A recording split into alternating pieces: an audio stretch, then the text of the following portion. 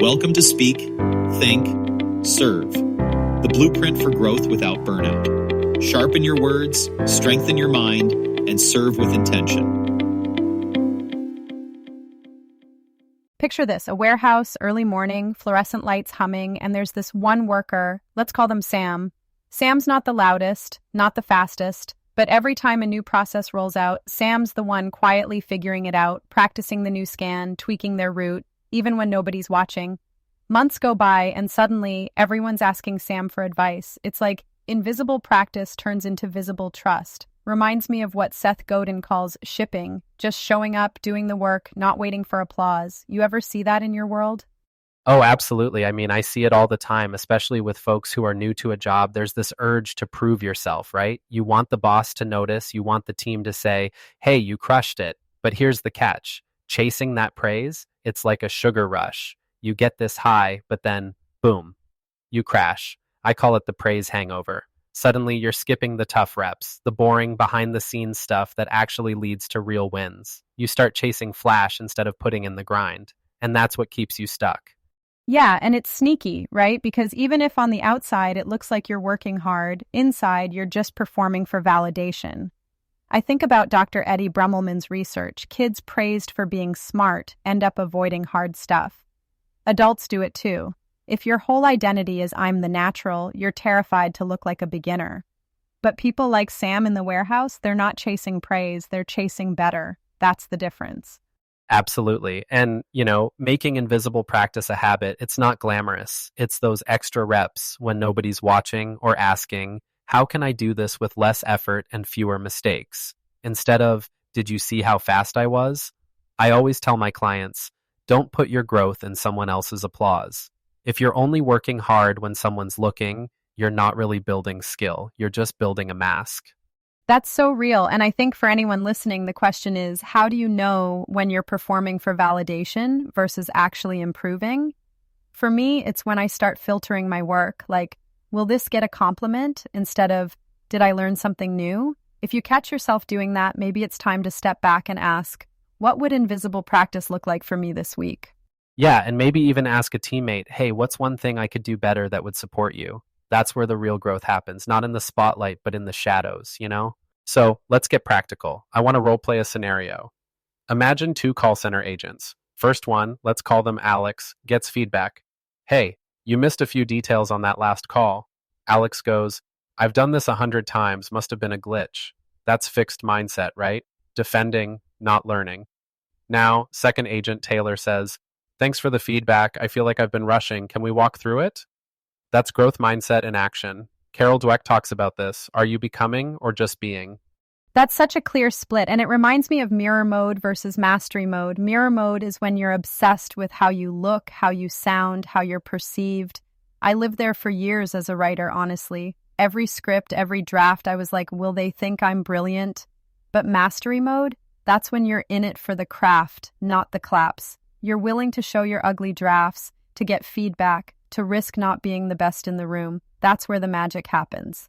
Yeah, pro mode isn't about being perfect. It's about being coachable. Like if you're a server at a restaurant and a customer says, you're great, do you just say, thanks, I get that a lot? Or do you say, thanks, any suggestions that would make your next visit better? That's the difference. Pro mode is hungry for better, not just hungry for praise. And it's contagious too. When teams see someone owning mistakes, asking for feedback, it sets a tone. It's like, oh, it's safe to learn here.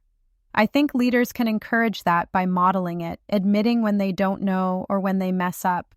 It's not about being flawless, it's about being real. And honestly, that's what builds trust. Yeah, and if you're listening and thinking, how do I encourage this in my team? Start with body language during correction. Are people open or are they shutting down? Do they ask follow-up questions or do they get defensive? Coachability is the #1 trait top coaches look for, not just talent. That's what Nick Saban, Satya Nadella, all those folks are after. Growth mindset over pedigree, every time. And if you're solo or you don't have a team, you can still do this. Ask yourself, am I in show mode or pro mode right now? If you're just trying to look good, maybe it's time to get curious instead. That's where the real improvement starts. So, let's talk about the elephant in the room, ego. Ryan Holiday's book, Ego is the Enemy, nails this. There's this chef I worked with once, super talented, but every time someone gave feedback, you could see the wall go up. They'd filter everything through. Are you saying I'm not good enough? Ego caused missed opportunities, not because they weren't skilled, but because they couldn't get curious. Ego blocked the upgrade. Yeah, and it's wild how often that happens. Ego tells us we're too good to be coached, but the best athletes, the best leaders, they're obsessed with getting better, not just looking ready. I always bring up the 1% rule from Atomic Habits. If you get just a little bit better every day, it compounds. But you can't do that if you're stuck defending your status. Real confidence is quiet. It's not about posturing, it's about progress. And spotting ego-driven habits in yourself, that's tough. For me, it's when I start explaining away feedback, or I only want to hear the good stuff. That's the echo chamber of excellence, where you only hear praise, never critique. The antidote is humility. Ask for feedback, even if it stings. Show your rough drafts. Be willing to look like a beginner again. Yeah, and taking action on feedback, man, that's where the rubber meets the road. Don't just nod and say, good point. Actually try it. Test the new approach, even if it feels awkward. And if you're not sure where to start, just pick one thing. Ask a peer, what's one thing I could do 1% better tomorrow? That's it. Small steps, big change.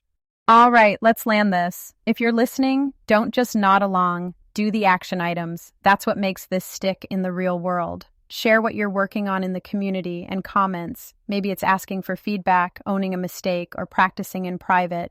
Your story might help someone else stop proving and start improving. We want you to be the best, not just look the best. Miles, anything you want to add before we sign off?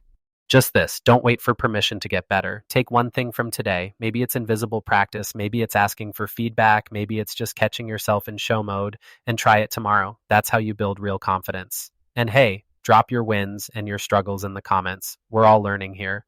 Well said. Thanks for listening, everyone. Keep growing, keep sharing, and remember, don't chase praise, chase better. You've been listening to Speak, Think, Serve, the blueprint for growth without burnout. Remember, ideas don't change things. Action does.